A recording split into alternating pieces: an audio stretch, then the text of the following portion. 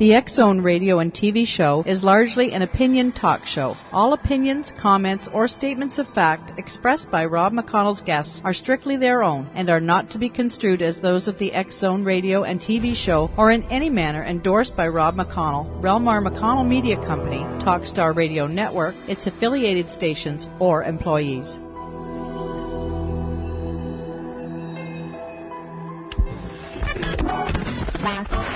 All Hit Radio.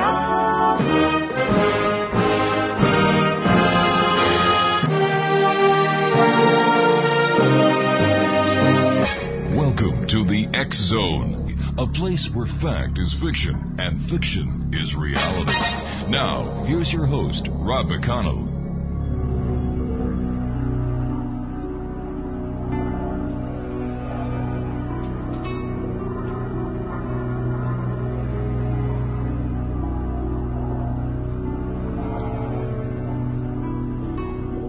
Welcome back to the X Zone, everyone. My name is Rob McConnell. We're coming to you from our studios in Hamilton, Ontario, Canada. www.xzoneradiotv.com, and you can always listen to our archives at www.xzonepodcast.com. My guest this hour is Paul Kimball. We've had the pleasure of having Paul on the show many times. We've talked about UFOs. We've talked about his television series. But tonight we're going to be talking to Paul about his brand new book that is out. It's called The Other Side of Truth. And joining me now from the beautiful province of Nova Scotia is Paul Kimball. Hey, Paul, welcome back to the X Zone. Hey, Rob, always good to be in the X Zone with the X Zone Nation and of course with you. And always good to be talking about the strange things that we wind up talking about. Isn't that true? We never know where we're going to end up when we start this hour. But first of all, Paul, I want to congratulate you on your new book, The Other Side of Truth, where you discuss a wide range of subjects from UFOs to ghosts to reincarnations. And tell me, which did you find most intriguing writing your book? I think they're all intriguing because they're all genuinely strange and weird and thought-provoking. But I have to say, and I'd spent years making films about UFOs and a TV series about ghosts, so I knew those pretty well. It was reincarnation, which is something that I hadn't really turned my mind to in my 45 years up until now. When I started looking into that was the one that I found the most interesting. When I was younger, I sort of had these experiences, I think most people probably have, where as a child you kind of remember things happen to you where you kind of remember what sort of maybe seem like past lives. Yeah. Or at least you could, later on in your life, you could look back and say, oh, wait, maybe that was a past life. Or you could look back and say, maybe it was just me imagining or whatever. But I had some of those, so I thought, And when I was looking into the reincarnation thing, I think that's the one that maybe touches the most. I think they all touch on sort of our existential dilemma of who we are. But reincarnation really deals with the concept of, is there something for us after this existence, whether it's, moving on to heaven if you're a religious person of a particular sort. Other religious traditions believe in reincarnation. So that's the one that I was focusing on in that particular chapter. And, when you look into, when I mirrored some of my own past experiences with the research done by people like the late Dr. Ian Stevenson and other scientific researchers who looked into reincarnation in a scientific way. That's probably the one that I found the most interesting, the most eye-opening, and the one that sort of makes, I think, all of us kind of sit back and wonder, where are we headed after this? And so maybe we're headed back here. That's the thing about reincarnation. Maybe we're not going somewhere else. Maybe we're coming back here. And then I get into discussing many of the different possibilities about why we could be coming back, how we could be coming back, and what the reason for us coming back would be. Paul, the subtitle of your book is The Paranormal, the Art of Imagination, and the Human Condition. Can you give us a little bit of an idea on how these all tie together? Absolutely not. I don't have a clue. No. It just seemed like a really catchy title, The Art of the Imagination. It works. Condition. And it hit all, it's like, check this, so I can sell it in as many different places. But seriously, it is about the paranormal. I kind of, on my Facebook page the other day, I wrote, I have written a book about God and my relationship with God without actually ever really mentioning God. Because at the end of the day, what is God but some sort of advanced non-human intelligence, which may or may not be interacting with us? So I started the book with the premise, look, I'm not going to argue over whether this is happening or not. I'm just going to work on the assumption, and if you don't like it, don't read the book, that this is happening, that we are interacting with an advanced non-human intelligence of some sort. Call it God, call it aliens. I'm not even going to tell you what it is. I'm just going to offer a bunch of possibilities. The important thing to me is, what might that interaction mean? I'm tired. I spent 10 years making films about UFOs and ghosts and stuff, and I'm tired of listening to people argue about whether it's happening or not. That gets you nowhere. I'm just going to assume it is happening and use it as a starting point for a thought experiment about ourselves, hence the human condition part, the paranormal, our relationship with this advanced non-human intelligence, and how the two might link, but view it from an artistic point of view. Because when I started looking at all of these things kind of in a unified feel theory, if you will, it started resembling, and I come from an artistic background, as you know. I was a musician in the 90s here in Halifax in the big Halifax pop explosion, and now a filmmaker. And most of my friends, in one way or another, are all right, artists. Paul, I'm going to have to get you to hold on to that thought. Sure. We've got to take our hard break here. Exonation, good friend of the Exxon, Paul Kimball's our special guest. He's got a brand new book out. We're talking about it this hour, The Other Side of Truth. His website, www.redstarfilmtv.com. And Paul Paul and I will be back on the other side of this 2-minute commercial break. Don't go away.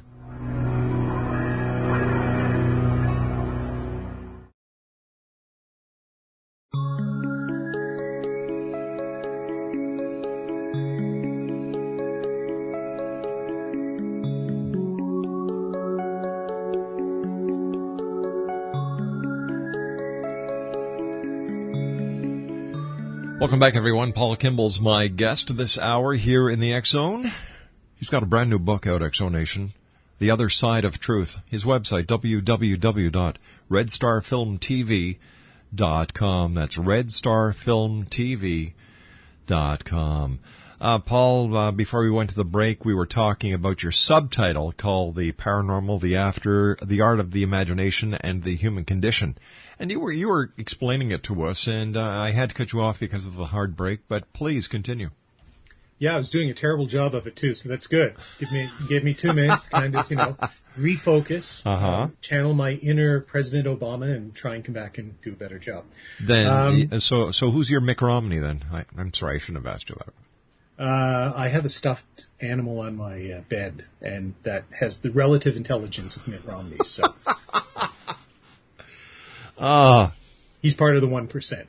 So, which is weird because it kind of relates, and maybe we can talk about this a bit later. Sure. The human condition element. There's a whole chapter in the book that talks about where we've been, who we are, and where we're going, and some of that relates into, frankly, people like Mitt Romney, and the question of disparities of wealth and income and place in society and how we view ourselves. But that's down the road. So I think I was talking about the artistic element. Yes. Right. I looked at all these things like UFOs and ghosts and all of this sort of stuff. And I said, well, okay, what does this seem like to me?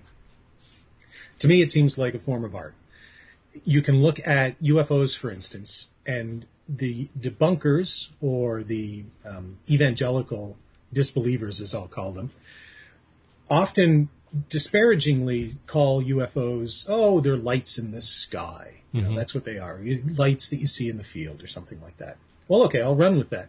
If they are lights in the sky, many of them are indeed explainable, of course, but an awful lot of them are not.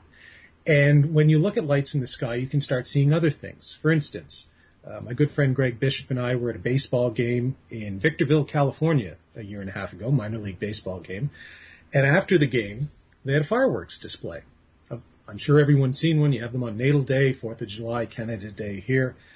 Some of them are quite elaborate and quite ornate and very artistic. What are they? They're lights in the sky. You can go to the Burning Man Festival in Nevada and see all sorts of strange things, frankly. But they have fireworks displays, lights in the sky, that kind of thing. I mean, I can go down a very long list of sort of lights in the sky. Yeah. Sometimes those lights, if you go to a Cirque du Soleil show, for instance, those lights can be used to communicate a particular, not necessarily a message, although some lights can be used to communicate a message. Semaphore is a good example. But communicate a feeling, a mood, trying to get you to react to whatever's going on. Musicians know that pretty well, too, because if you go to see a U2 stage show or something, an awful lot of it, I mean, the music, I'm a musician. I really just care about the music. But I have to admit, when you go to see these $100 shows in Montreal or whatever with U2 or these big bands, the lights, the sort of, it's an overarching, all-encompassing entertainment experience. Mm-hmm. And they're using, you know, when Bono's singing With or Without You, the lighting is different, much more moody, much more sort of mellow and let's call it romantic, than perhaps if they're doing one of the rockier numbers. And speaking of romance, any guy would know that you use lighting to create a mood when you're trying to woo. Does anybody still say woo? I don't know. Just you and I. I'm old school. But when you're trying to woo a young lady, or I assume when a young lady is trying to woo you, not that that's ever happened to me, but, you know, you use lighting. So anyway, lighting. So what are UFOs lighting? What are ghosts, or the experience of ghosts? Mm-hmm. Well, I've done that. I've had a number of experiences. And so I looked at that through the prism of horror films and horror novels, frankly, and anything that has to do with horror. And we would say, well, the ghosts are, let's assume that they're the unfriendly kind, you know. And I had one or two of those experiences on ghost cases where I was in a situation that seemed very uncomfortable, frankly, quite frightening. And in one or two cases, Holly and I literally left the site because we were scared. So let's assume that it's not a good ghost experience. Let's assume it's what we might call a bad one, a scary one. And everybody says, oh, well, these are evil demons or ghosts or whatever you want to call them. Well, I would look at it, you know, why would anybody do this if they didn't mean you harm? Well, I would say the same thing about David Cronenberg or the people who make the Paranormal Activity movies, mm-hmm. or any of these kinds of films. They don't even have to be horror. They can be suspense or thriller, where they shock, they surprise you, they scare you. I remember seeing the Blair Witch Project when I was younger. I was sitting next to my fiance at the time in a packed theater, like literally packed. It was sold out, and it had been playing for 2 or 3 weeks. There was a high school girl on my immediate left. Now, in hindsight, you can look back at the Blair Witch Project and say it wasn't a very good movie. It's really not very scary once you know what's going to happen. The problem is you don't know what's going to happen as it's going along. So they build this sense of dread. And at the very end, I mean, if you're one of the people listening who has never seen the Blair Witch Project, spoiler alert, but the surviving character goes down into the basement of this sort of cabin that they found. And there's another person there. We never really find out who the other person is. Everybody else is dead. And that's it. That's the big scare. But when that happened, this girl literally reached over, grabbed my arm, because my arm was, I think she wasn't going for me. She was going for the arm of the chair, but she got me. And claw marks into my arm. You could hear people breathe and screaming, and she was like clawing into my arm. And I was thinking, okay, you're cute, but I'm sitting next to my fiance. This is not good. But maybe later. And we were all scared. I admit it. I was scared. So you would say, well, why would anybody, A, do that to us? Mm-hmm. And why would we willingly subject ourselves to the point of paying money and taking our time to experience that? And fear is, as I write in the book, one of those ways of challenging ourselves, of convincing ourselves that we're alive. I think of really focusing our attention in to something. Now, what that attention is being focused into, I don't know. So could you actually say that fear is a built-in reality check? Yes, absolutely. I believe it is. I believe if we are dealing with an advanced non-human intelligence, mm-hmm. it is one of the ways, and I think they're using artistic forms, what I would call artistic forms, like horror films and stuff, things that we would find scary, to not test us in a lab rat kind of way, but to give us the opportunity to test ourselves and to see what our reactions are going to be and to make us think. I think all of this is designed, and when I say all of this, I mean the paranormal, mm-hmm. to make us think. And so I think all of these things are different. I don't believe ghosts are, as I write in the book, our dear old departed granny haunting this one particular room for all of eternity. And I think in one of my pithier lines, I say, I would like to think that if there is, a God, he has more imagination than your average reality TV producer. So whatever is waiting for us, whether it's heaven or reincarnation or oblivion, frankly, I can't imagine it's as banal as haunting this one particular place for all of eternity. So I don't believe that whatever happens to us, we don't come back as ghosts. That's the one thing I don't believe. But I do believe. And you would probably remember this. There's a great old episode of Star Trek, the original series, where they beam down to a planet and they run into these two sort of alien creatures that have taken the form of witches. There's a female witch who tries to seduce Kirk, of course. Yeah. And then there's a male warlock. who's much less powerful. Yes, I remember that one. Yeah, and they have a very low budget. They have a cat, literally a black cat, but they blow him up. But you can tell it's a black cat. Yeah, and at the very end, they turn into these two little alien-like creatures. That's right. Who kind of look like little plants. That the way of talking is sort of like a sort of sick dolphin. Kind of, and they die. But that whole episode is kind of what I'm talking about, because it's about fear. And so what the alien, she goes bad and she tries to take over and everything. But the warlock alien says, well, no, we came here to interact with you, to see who you were, to test you, to find out about you. And this is one of the ways that we're choosing to do it. Now, my partner has gone crazy and she's bad and evil and you have to kill her. But our original intention was not to harm you. Our original intention was to, and this is one of the ways that we're doing it, we're pulling these things from your memory, your fears, those things that are stuck in your mind, and we're playing them back to you, in essence, to see how you'll react. And I didn't actually include that in the book. I'm just kind of thinking of it now. I should have included it in the book, because it's a perfect example of a popular culture way of looking at it, of what I'm talking about. So yeah, that's kind of how I see, when we talk about the paranormal, the art of the imagination and the human condition, this is the paranormal, the advanced non-human intelligence, using artistic forms of communication, of interacting with us, which is what artists do. When you create a painting, when you create a song, when you create a film, you're trying to send a message of some sort.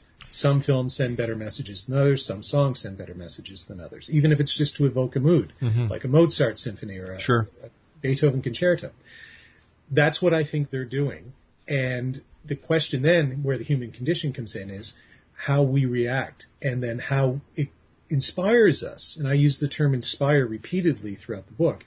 It's designed to inspire us to think of something bigger, broader, and I would say better than ourselves, and to make us aware that we're part of something bigger, broader, and better than just our individual selves. To keep us open to all possibilities.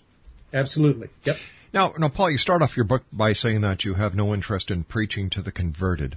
What did you mean by that? That one's actually pretty simple. There's three groups of people. I think this is true in almost anything, but there's three basic groups of people. People who believe something, people who don't believe something, and then the people in what my good friend Greg Bishop calls the excluded middle, who don't believe, don't disbelieve, have an open mind, are willing to examine the possibilities. I have no interest in preaching to the converted. I don't have any interest in, I have no problem talking to people, of course, but my purpose in writing this was not for people who believe that aliens from Zeta Reticuli crash landed in the desert in Roswell, and that's the narrative that they believe in. Or, conversely, that Jesus Christ is the Son of God, it's the only way to get to heaven, and he's the one true God, or Allah is the one true God, or whatever. That's great. All of those are valid opinions, not interested. Conversely, I'm not interested in talking to people on the other side, the sort of evangelical disbelievers, who say none of this is possible. Atheism is the only way to go. There clearly can't be a God. There clearly can't be space aliens coming here. Ghosts are nothing. There's nothing to any of this. Okay, well, you're the converted as well. You're just converted in a different way. What I want to do is I want to talk to all the people who hold neither of those positions. And I wanted to say, look, let's imagine. Here's my imagining, and frankly, I admit right up front, some of it's rank speculation, a thought experiment, if you will, but I think that's what all great philosophers have done. And I'm certainly not saying I'm a great philosopher, but I tried to work in that mode of just putting things out there, saying why I think it might be possible, why it might make sense, and then saying, look, if you can think of something different or better, great. If this inspires you to think at all, even if you don't agree with me, that's great too. But just think. And I find that the people on either extreme, what I call the converted, really don't do a whole lot of thinking. All right, Paul, I hate to do this to you again. We've got to take our news break at the bottom of the hour. Paul Kimball's our very special guest. Always a welcomed guest here in the X Zone. He's got a brand new book out, X Zone Nation, The Other Side of Truth. Visit his website, www.redstarfilmtv.com. That's www.redstarfilmtv.com. We'll be back on the other side of the news. Don't go away.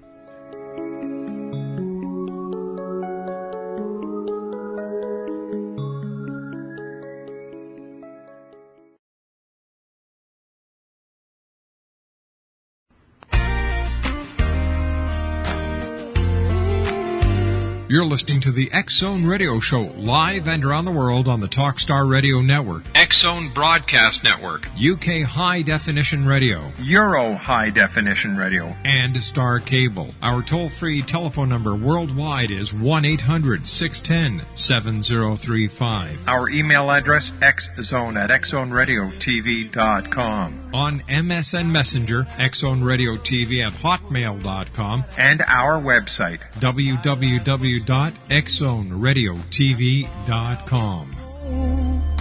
Why do I feel like I'm losing control?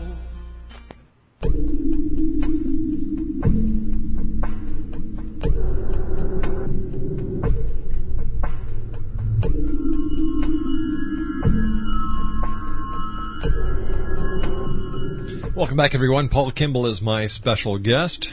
www.redstarfilmtv.com. Paul's got a brand new book out. It's entitled The Other Side of the Truth.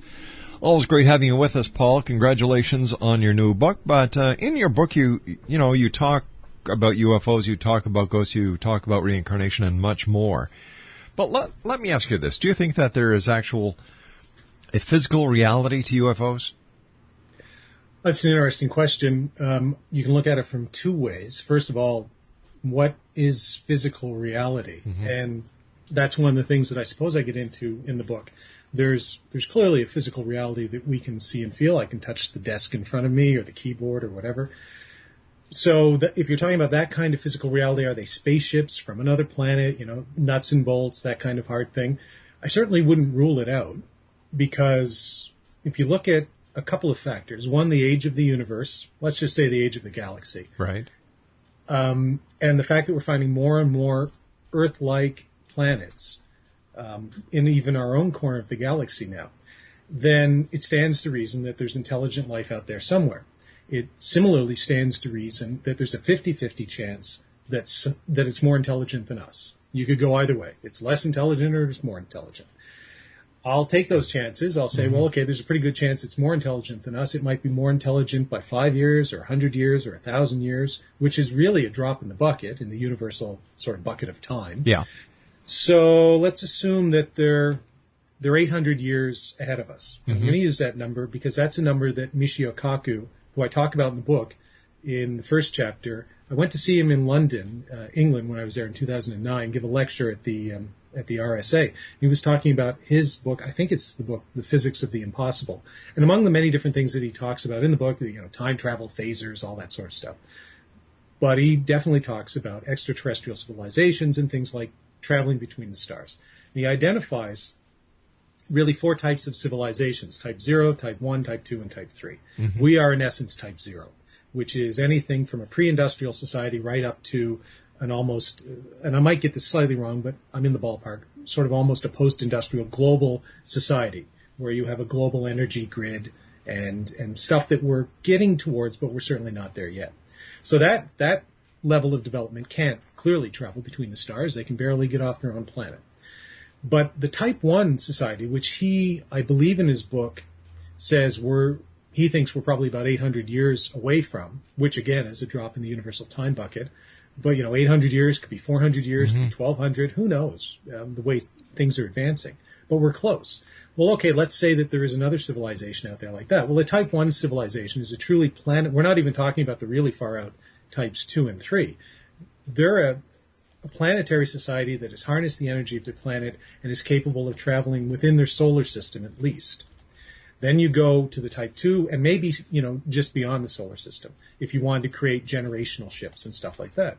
So then you go to a type 2 and a type 3 civilization, and they would absolutely be able to travel between the stars.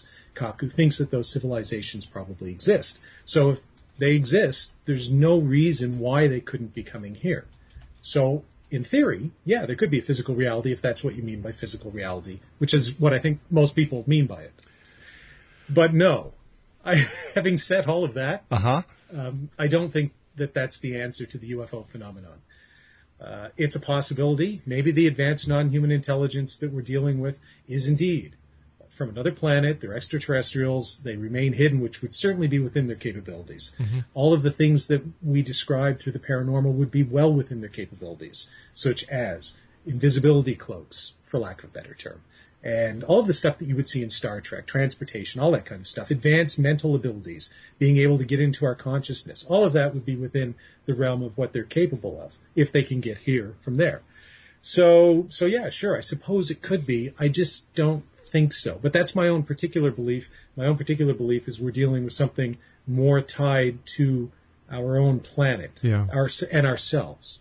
But I certainly wouldn't, that's me. It's absolutely possible and would be within the realm of possibility if these creatures are coming here. They could have the exact same motivations as, say, those aliens in that Star Trek episode we were talking about, to find out about us, to discover about us, and to do it by interacting with us in a way that would not disturb our development, so that, the experiment, if you want to call it an experiment, would occur naturally, but they would be able to judge our reactions. And frankly, I do say this in the book, in the human condition part, any advanced civilization that is coming here from another planet, or anywhere else for that matter, whatever the advanced non-human intelligence is, would, if they wanted to do us harm, it wouldn't take them very long. They could destroy us, I would say, in the blink of an eye, to use a metaphor. If you can get from another planet to here, then you would have a technological capability. I mean, you see these movies, you hear people talking about resisting aliens and, fighting back with our jet fighters and stuff, which is patently ridiculous. If you can get from even Zeta Reticuli to Earth, then nothing we have is going to be of any concern to you. So if they wanted to do us harm, they could. And I'll use a real quick example to illustrate that in our own world. If you were to go back to 1805, which is really not that long ago, the Battle of Trafalgar, the greatest naval battle in probably history, but certainly in recorded history, where the British under Nelson defeated the combined Franco-Spanish fleet off Trafalgar. Well, okay, to the British, that was the sort of apotheosis of the Royal Navy. It was the high point. The next 100 years, they basically created the Pax Britannica based on that. They ruled, Britain ruled the waves, as the saying goes. Those were the most advanced ships of their time. Go to 1914, the Royal Navy still ruled the waves, although not quite perhaps as much. There were other competing actors. World War I starts. Now the Royal Navy fleet doesn't consist of these small cannon-firing wooden ships with sails of 100 years ago.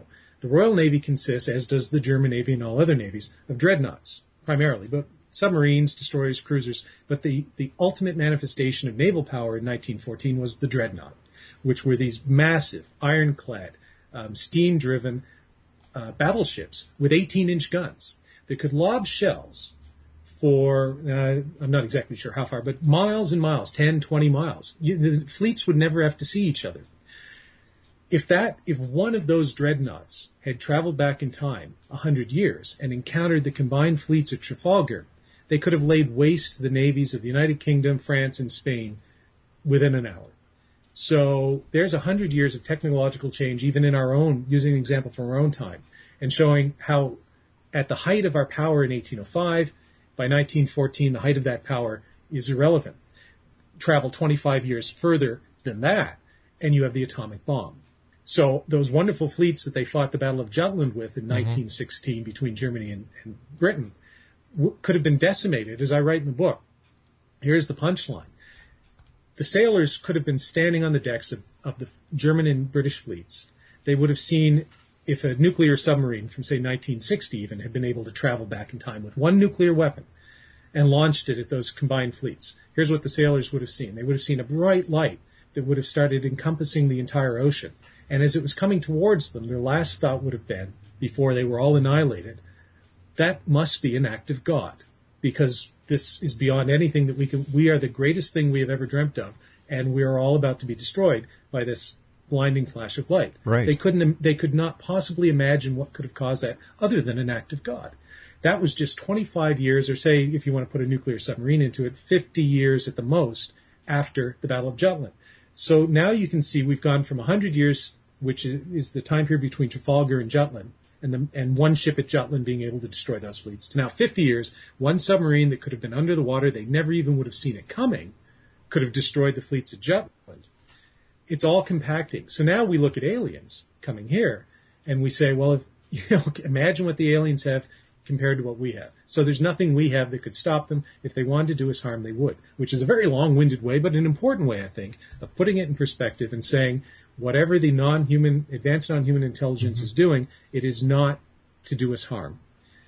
And to me, that is just pure and plain logic, because otherwise they would have done it by now. So to me, I look at it and I say they're interacting with us. The sort of opposite of doing us harm, two things. One would be benign neglect, and I don't think that's happening. And you can look at the way that it's all developing, and you can even go back to biblical times and see how an advanced non-human intelligence has interacted. They interact directly with us. That's not benign neglect. They're doing it for a reason. And so the only possible conclusion that you can come to is that the reason is to help us in some way. And I believe that the way they're trying to help us is to help us help ourselves, in the same way that a parent tries to help without doing the homework for the kid. You know, the kid comes home in grade 2 with the math. The parent shouldn't, anyway, be doing the math for them, because the child will never learn. But the parent can offer encouragement. The parent can make sure the kid goes to school. The parent can make sure it does its homework. And if the kid has a really difficult question, the parent maybe can help out. But the kid still has to do the work. And I think that's the relationship that we're looking at here. We're the children. We still have to do the work, but they can give us clues. They can inspire us as parents and adults should do for children. I think that's what's happening. Paul Kimball's my guest, www.redstarfilmtv.com. We're talking about Paul's new book, The Other Side of the Truth, and in Chapter 4 you describe an encounter with what you call a shadow person late one night while you were walking through the streets of a small town in a Czech Republic. Could you take us and the listeners who may not know the story through it? Sure, I'd love to take you all back to Český Krumlov in the Czech Republic. If you're ever traveling in Europe, Český Krumlov is a World Heritage town. It's a tremendous. It's one of those old school Central European. I guess it's a city now, but the core of it is the old town. So if you've seen a picture of castles and princes and all that sort of stuff, you kind of have an idea of what Český Krumlov is like. Very narrow, winding streets, alleyways. I mean, really kind of something out of a movie or something, where you might see James Bond running through these streets or whatever. So I was there with Holly Stevens, my co-host on Ghost Cases. We had been traveling after we finished shooting our episodes in the United Kingdom in 2009. You know, we're already over there, Rob. So we decided, hey, let's take a vacation, because it was the end of the shoot for the series. We spent 3 weeks in the United Kingdom after that, Scotland, England. And then we said, well, let's go to the continent. And we picked the Czech Republic. So we went to Prague for a few days. And the last place we went to was this Český Krumlov, which has the second largest castle in the Czech Republic and all this great stuff. So we go there. To kind of make a long story short, we spend the day. We're staying in a wizard's castle. It's literally a little inn that's shaped like a wizard's castle. Cool. Yeah, I know. It's like something out of The Hobbit. I had booked it weeks in advance. It's important to note at this point that Holly and I were not a couple. So I had booked it weeks in advance, and I had booked a double room, meaning there were 2 beds in the room. When we got there, they had changed ownership, and the new owners hadn't gotten the memo that our room, and they only had, I think, 3 or 4 rooms in the place, was supposed to be one of the 2-bedrooms. So they put us in one of the 1-bedrooms. The other rooms were taken that night. Now, the guy said, he was very apologetic. He said, look, we can put you in the room you want tomorrow, or you can go find another hotel, or you can have this, this room. And he gave me a good rate and all that sort of stuff. It wasn't his fault. So I said, fine, I'll sleep on the floor. Seemed like a good idea at the time, Rob, but it wasn't. I see. The floor was really hard. So Holly gave me all her blankets and everything, and I still couldn't get to sleep. It was about 11 o'clock. I said, I'm going to take a walk. And she said, do you want me to come? I said, no, you're tired. How much trouble can I get in Český Krumlov on a Monday night? Knowing you a lot. Yes, well, as it turns out. Yeah. So as I'm walking, the streets are quiet. There's nobody else out. It was a Monday night in June, so it hadn't really hit the tourist season yet. And I eventually made my way down to the town square, which is this, like most European towns, a central square surrounded by a bunch of buildings, quite large. And so I was sitting on a bench and not really paying much attention to anything. And out of the corner of my eye, I saw what I thought was a guy, a person. Yeah.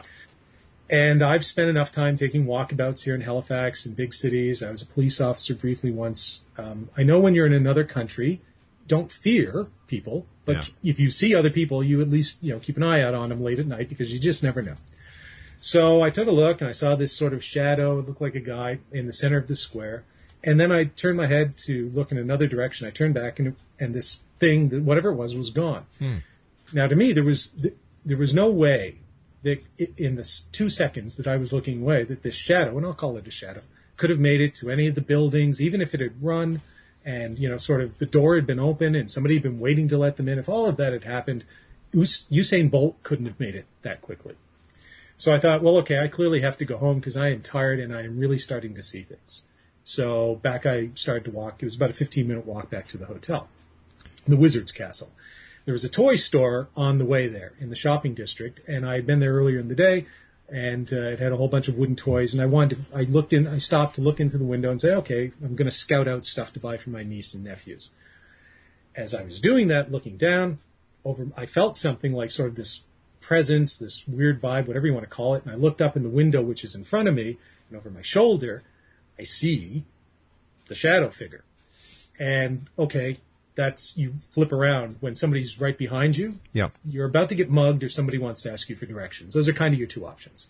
So I kind of turn around really quickly. I'm actually quite nervous, and there's nobody there. Nothing. Turn back around, look in the window, nothing except the wooden mice. At this point, it was like, great, I am now really quickening my pace to get back to I got to cross a bridge over a river and walk through the castle district. I'll be back to the wizard's place. So as I'm going across the bridge, I hear behind me, and when you read the book in the ghost chapter, you'll see about this place Holly and I were at in England called St. Edith's Church, where we had an experience with horses' hooves and stuff. All right, I hate to do this again, but we're going to have a cliffhanger here. Paula Kimball is my special guest. We're talking about Paul's new book, The Other Side of Truth, his website, www.redstarfilmtv.com. That's www.redstarfilmtv.com. And Paul and I will be back on the other side of this break as the X Zone continues from our studios in Hamilton, Ontario, Canada. Don't go away.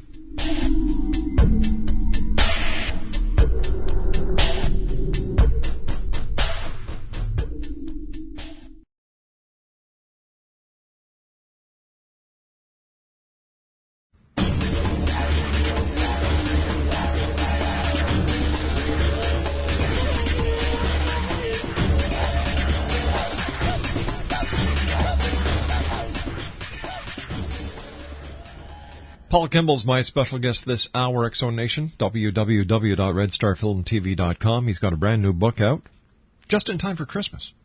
It's entitled The Other Side of Truth. Paul, first of all, I want to thank you so much for joining us. It's always great talking to you. Congratulations on your book. But we left you in the middle of a cliffhanger before we went to the break. That's just good radio, Rob. Leaving like a cliffhanger. Yes, come back, people. So yeah, and thank you very much for having me. It's always great chatting with you and chatting to the folks in the X Zone Nation. I always like coming on the show. So yeah, I've had these two encounters with sort of, let's call him a shadow person or whatever. I'm on the bridge. I'm standing next to a statue, and I had been doing some stuff, sort of experimenting with time travel. That's a long story. Earlier in the evening on the bridge. So the bridge was a place that I had stopped before. And there's statues all on the bridge, and there's a statue of Jesus right in the middle of the bridge. So as I get to the statue of Jesus, as I'm quickening my pace, getting away from the toy store, and heading across the bridge, I hear behind me these what I can only describe as footsteps, and it's a wooden bridge, so clop, clop, clop. So I describe in the book, I balled up my fist. I mean, I'm a lover. I'm not even a lover, but if I was anything, I'm a lover, not a fighter. Terrible. No interest in fighting. Very low threshold of pain. But sometimes so I balled up my fist, I spun around, and when I spun around, there was nothing there. Right. But then I felt on my shoulder, it's like what it would feel like if a police officer reached out, grabbed you by the shoulder, and was trying to spin you around and say, hey, excuse me, sir, that kind of thing. Yeah. The stereotypical movie cop or whatever. So I've already spun around once, so now I spin around again, and there's nothing there. So at that point, I wish I could claim that there was some great moral to the story or something, or that I had a profound conversation with a shadow person. Nope. I left very quickly because it had been an extremely weird sort of thing. It was definitely late at night. I was alone, and yeah, I'm a fraidy cat, and I've never had any problem admitting that part of this thing is I don't think, looking back on it, anybody's meaning to do me harm, because if they wanted to, they could have. Yeah. But they were definitely getting a fear reaction. And so part of that is then, over the 3 years after that, I think back to that incident, and it makes me think, not just about the shadow people or whatever you want to call them, but about what could have been behind it. And I think that's part of, as we talked about earlier, the point that they're trying to get across. Just think about something beyond just you and the literal world that you're living in. So broaden your horizons. And they definitely broadened mine on that evening in Český Krumlov. We've got about 60 seconds left, Paul, and your final chapter's called It's All in the Hearing. What do you mean by that? It's actually the title of a song I wrote when I was a musician many years ago, but and again, the art weaves in with the paranormal and the human condition stuff. But at the end of the day, how do you see a film? How do you hear an album? You have to buy a ticket, or you have to buy the album. You have to make the art available. You have to go to the art gallery. And I believe that it really is, that's sort of what It's All in the Hearing is about. You have to listen. You have to be willing to listen. I think we can all access this. I think you too can go to Český Krumlov and meet a shadow person. But you have to be willing, you have to buy a ticket to that. You have to have your mind open to the experience. And so, yeah, you have to be willing to listen, and then I think you'll hear. Paul, as always, great talking to you. I wish you much success. Where is your book available? It's a slow rollout. At the moment, it's at CreateSpace, which is one of Amazon's publishing wings. It'll be on Amazon.com late next week, and then in hard copies in bookstores and stuff early 2013, and then after that, ebooks. All right, So, Paul. Thanks very much for joining us. Look forward to speaking to you. We'll have to have you back on around Halloween. How does that sound? Oh, absolutely. I love doing ghosty Halloween shows. All right, Paul Kimball. Take care, my good friend. www.redstarfilmtv.com. Once again, the name of his new book, The Other Side of Truth. I'll be back on the other side of this commercial break with the news as the X Zone continues right here from our studios in Hamilton, Ontario, Canada. Don't go away.